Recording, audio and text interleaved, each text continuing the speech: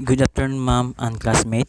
I'm Edric M. Amarganda, and I'll be in charge to discuss Chapter 8 Scheduling Project Work.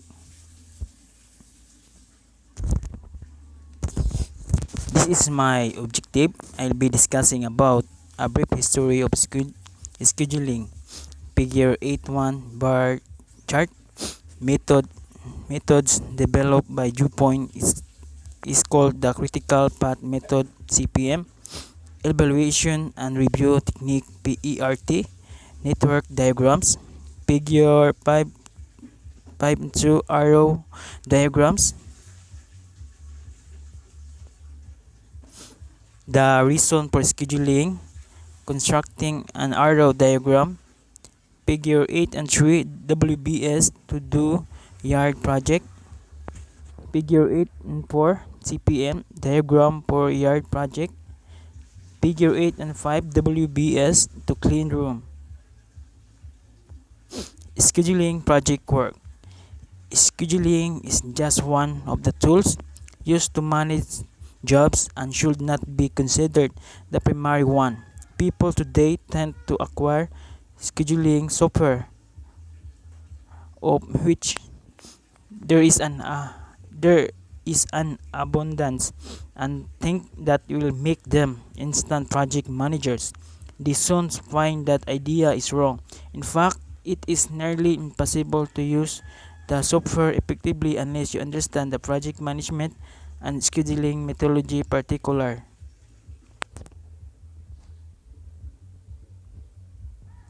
Whatever scheduling software you choose, get some professional training on how to use it.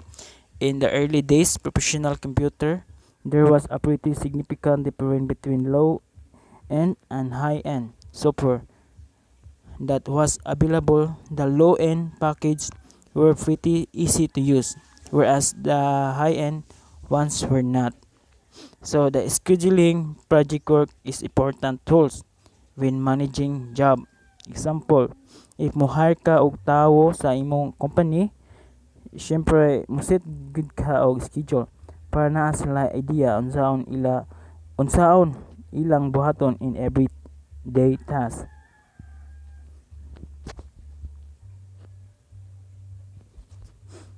So the gap between low and high end software has closed to the point that this is no longer true.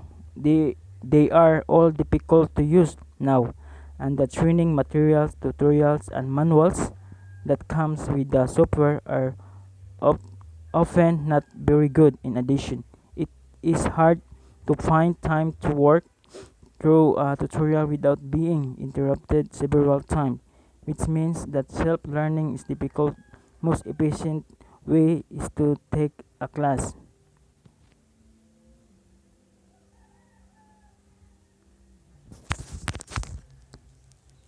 So the gap between low high end software, for me it is important.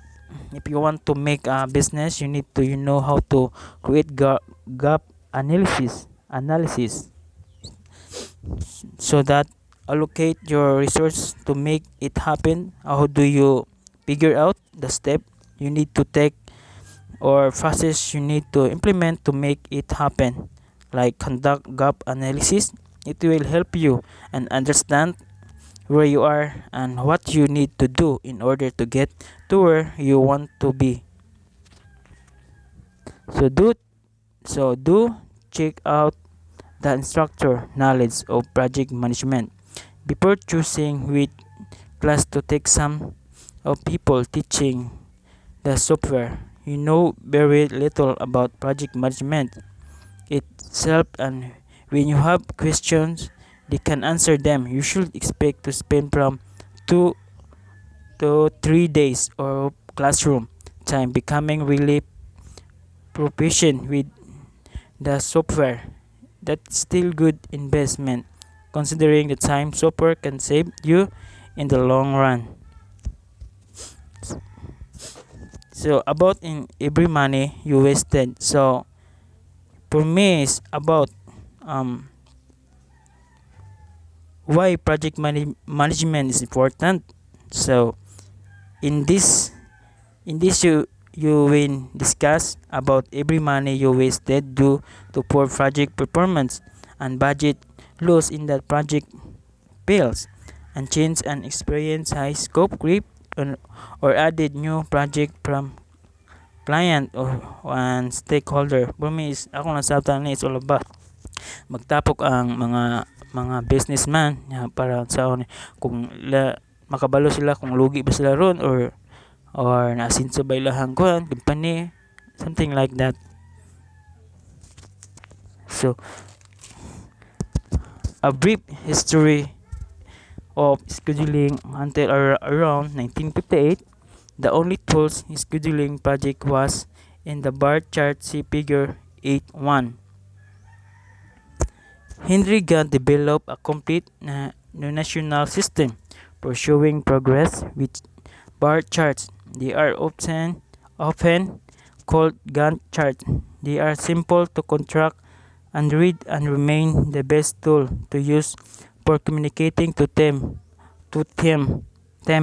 members what they need to do within given time frames. Arrow diagrams tend to be too complicated for sometimes. Nevertheless, it is often helpful to show an arrow diagram to the people doing the work so that they understand and interdependencies and why it is important that they complete certain tasks on time. So here, ma'am, sige, this continue. Bar charts to do have one serious drawback. So it is very difficult to determine the impact of a slip one task on the rest of project. If task A in figure 8.1 get behind, it is hard to tell how this will affect the rest of the work. The reason is that the bar chart in its original format did not show the interdependencies of the work. Contemporary software does show link between bars, making them easier to read. The actual name for this bar chart is Timeline Critical Path Schedule. So here, ma'am, in 1958, Henry Grant discovered Gantt. This is the best tool in use to communicate with your team's member or task to be done in that exact date. If task A in figure 8.1 get behind, the rest of you will affected. Like example, like sa Jollibee, ma'am, like sa Jollibee or among team leader every Wednesday siya mo gama og schedule for the crew. So if naay usa ka tawo nya nga mo absent, mingon siya nga absent, so wala siya nag-follow sa standard rules. So ma-inform nga mo absent siya, so maguba ang schedule, so dili magamit ang time, so diri mo gamit ang timeline critical path schedule, ma'am. So mo na ni the actual time of for this bar charts is timeline critical path schedule. So mo na siya mo gamit. So to overcome this problem, two methods of scheduling were developed on the late 1950s and early 1960s, both of which use arrow diagrams to capture the sequential and parallel relationship among project activities. On the one of these methods developed by DuPont is called the critical path method, CPM, and the other is the previously discussed program evaluation review technique. So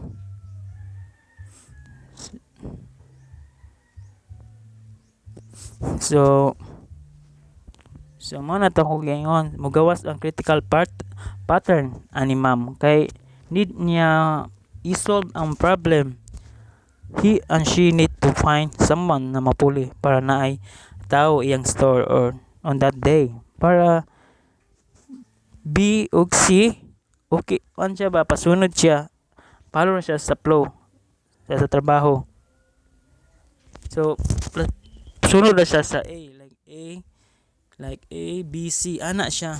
Di siya maguba ang A. Kung maguba ang A, bungkag dili katulin ang B ug C. Dapat ang A dapat magud ang sundon kay mo man ang format. So mo na akong nasabtan. So next, network diagram to show sequence in work in which work it is perform diagram is like those figure 8 and 2 are used in this diagram. Task A. So dili na ta. Sorry, ako pa na. So network diagram. So to show the sequence in which work is performed, diagrams like those in figure 8 and 2 are used in this diagram. Task A is done before B, while task C is done in parallel with them. The network in the bottom half figure 8 and 2 use activity on arrow notation in which the arrow represent the work being done and the circles represent events. An event is binary, that is, it has either occurred or it has not. An activity, on the other hand, can be partially complete. Note that this is a special use of the word even. We speak of a football game as an event, even though it spans it spans time in scheduling terminology. However, an event is a specific point.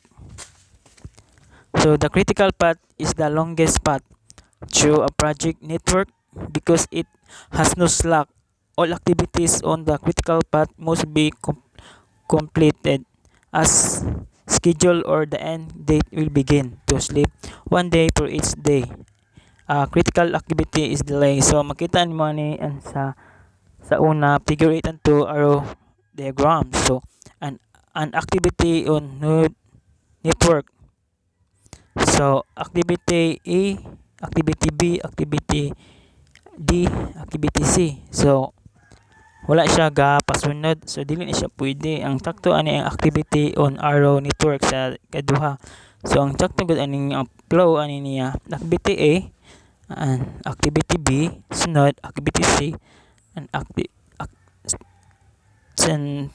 last activity D.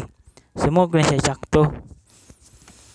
Dapat pasunod gud siya, dili gud siya magka lahi-lahi. Di ko siya pwedeng dili magpasunod.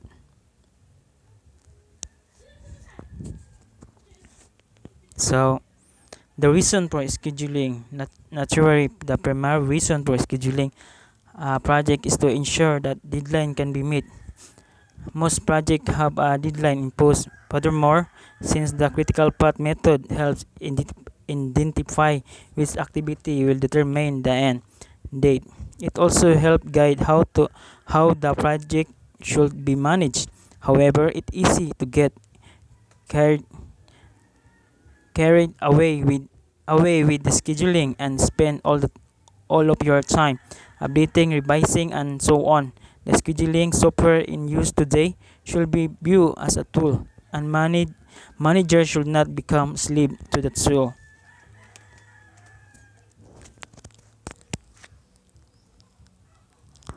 So, constructing an arrow diagram to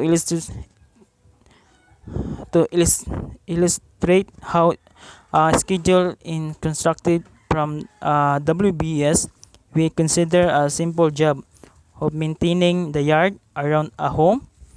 The WBS is shown in figure 8 and 3. In the case of this WBS, it is appropriate to schedule the task at the lowest level. However, this is not always true. Sometimes work is broken down to level 6, but only activities up to level 5 are entered into the schedule. The reason is that you may not be able to keep level 6 tasks on schedule. That is, you can't manage that tightly, so you can schedule at a level that you can manage. This follows the rules that you should never plan or schedule in more detail than you can manage some projects such as overhauling a large power generator as scheduled in increments of hours. Others are scheduled in days, while some big construction jobs are scheduled to the nearest month. So there is a figure 8 and 3 WBS to do yard project.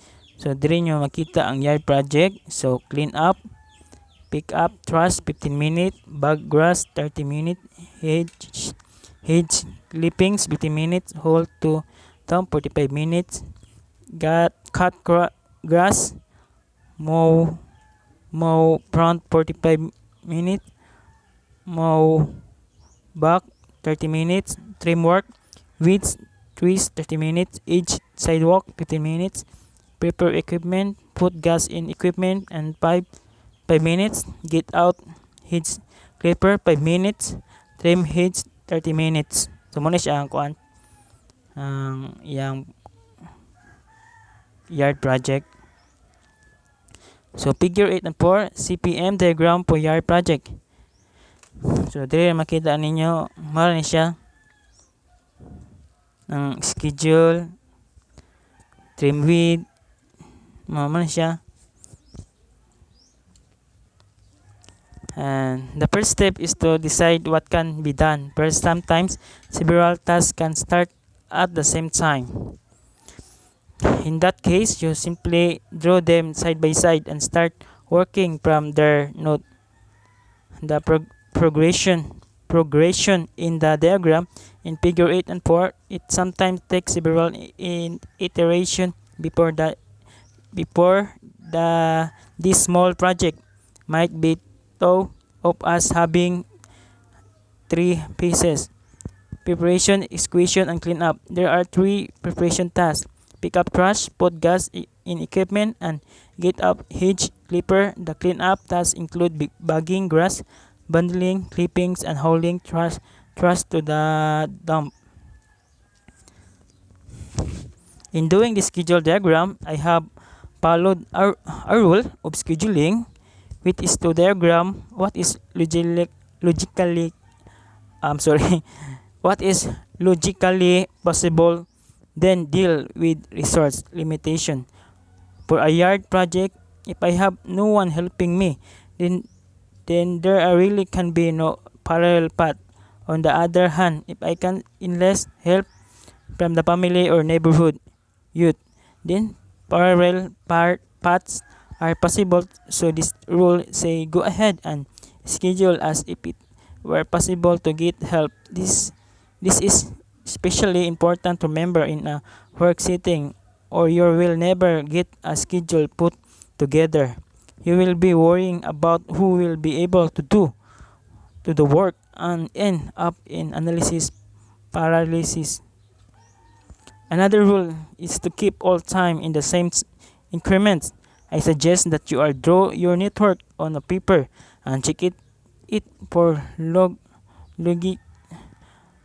logical consistency before entering anything into a computer scheduling program. If the network has logical errors, the computer will just give you a garbage in garbage out result, but it will look impressive having come from a computer. It also important to remember that there is usually no single solution to a network problem. That is, someone else might draw the arrow diagram a bit differently than you have done. There may be part of the diagram that have to be done in a certain order, but often there is flexibility. For example, you can deliver paper until you have printed them. So if the diagram showed the sequence, it will be wrong. The conclusion is that there is no single right solution, but diagram can be said to be wrong if it violates logic.